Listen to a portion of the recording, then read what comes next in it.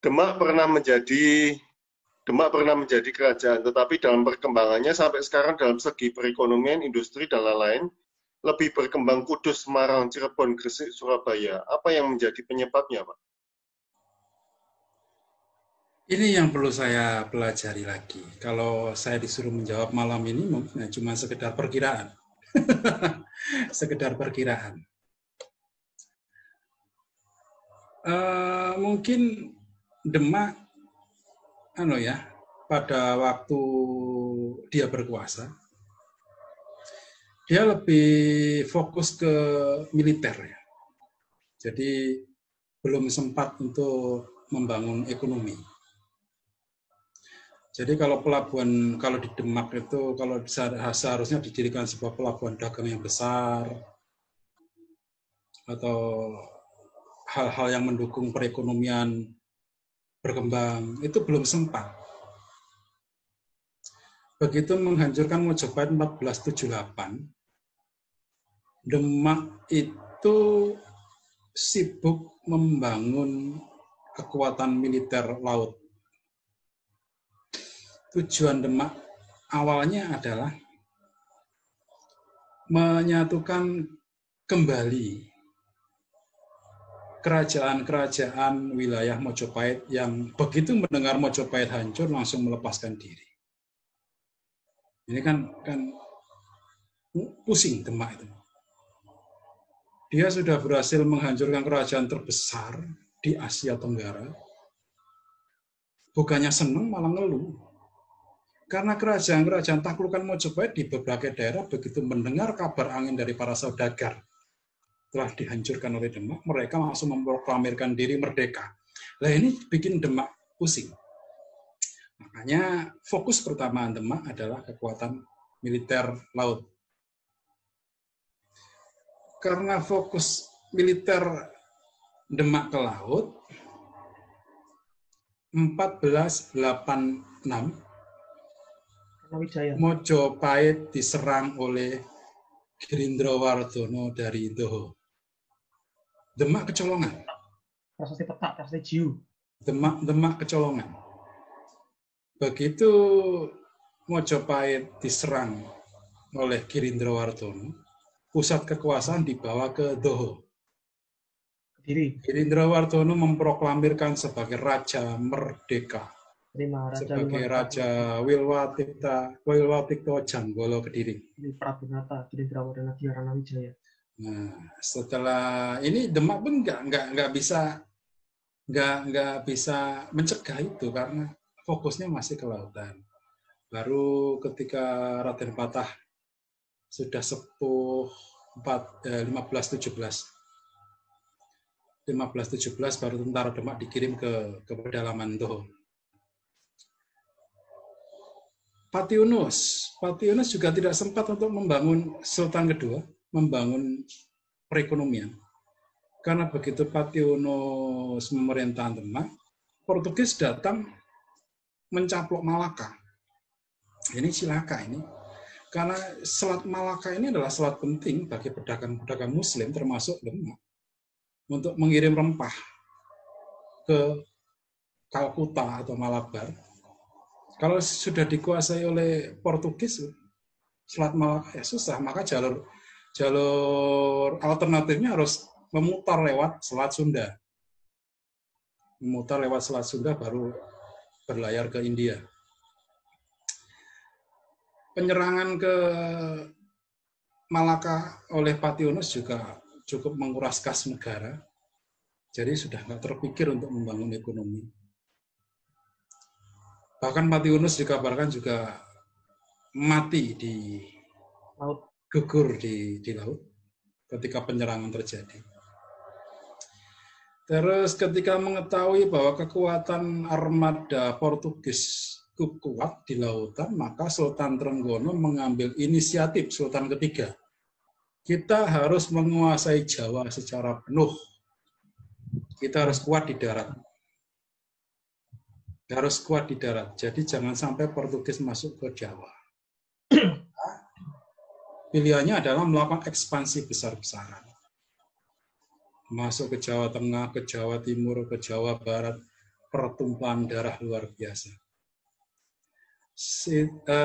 Sultan Trengganu tewas di Palarukan karena ekspansi tersebut 1546.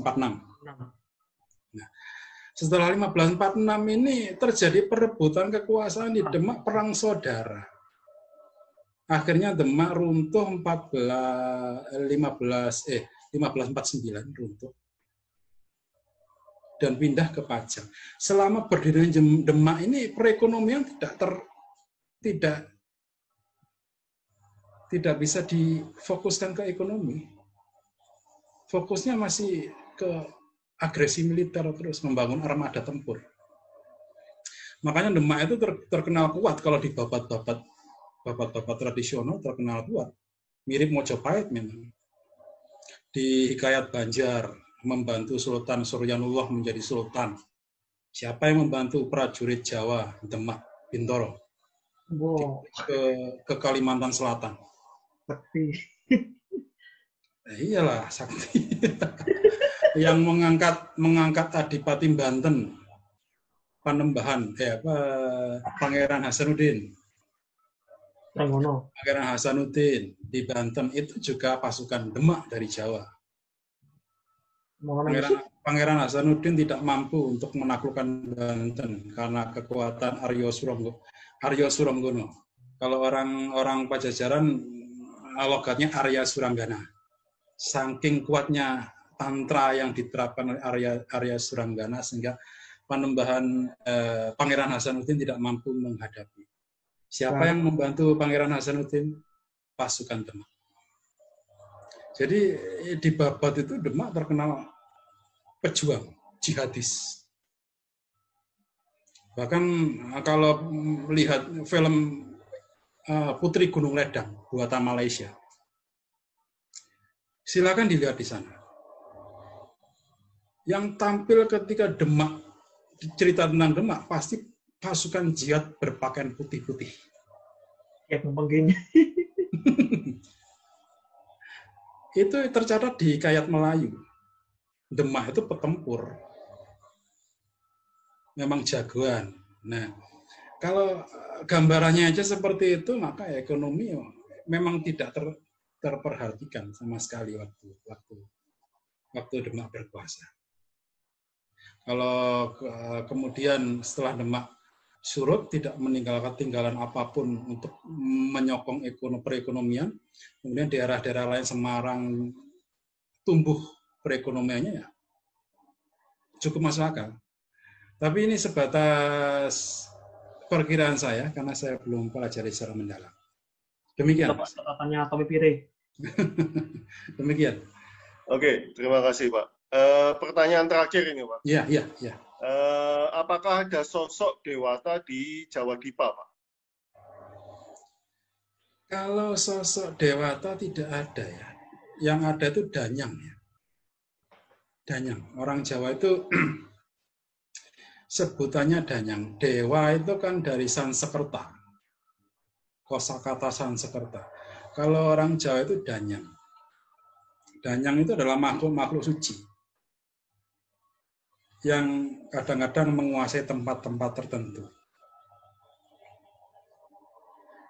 Dalam perkembangan selanjutnya, Danyang ini di masa Jawa kuno disematkan kepada tokoh-tokoh suci yang masih hidup. Jadi kalau kita lihat di rontal-rontal Jawa kuno, ada yang disebut Danyang Drono, Danyang Abioso, dan sebagainya. Berlanjut ke masa kejawen, pengertiannya semakin hancur. Danyang ini adalah makhluk halus jahat yang menguasai daerah-daerah tertentu. Jadi makhluk halus yang negatif. Jadi perdanyangan itu sudah negatif. Ada sebutan perdanyangan. Ilmu perdanyangan. Dia punya ilmu tapi ilmu perdanyangan. Nah itu dalam Jawa yang sekarang itu sudah negatif. Padahal Danyang pada masa Jawa kuno itu sebutan untuk dewa. Semacam dewa, makhluk-makhluk yang suci.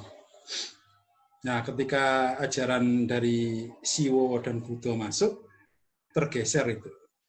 Istilah-istilah danyang jadi tergeser dan lebih banyak digunakan dewo, dewoto, semacam itu. Sudah cukup menjawab, Pak Sutoyo? Sudah cukup, Pak. Nanti bisa dilanjut kasih, lagi. Pak. Kasih. Kalau masih kurang nanti bisa dilanjut lagi. Kapan waktu? Masih ada beberapa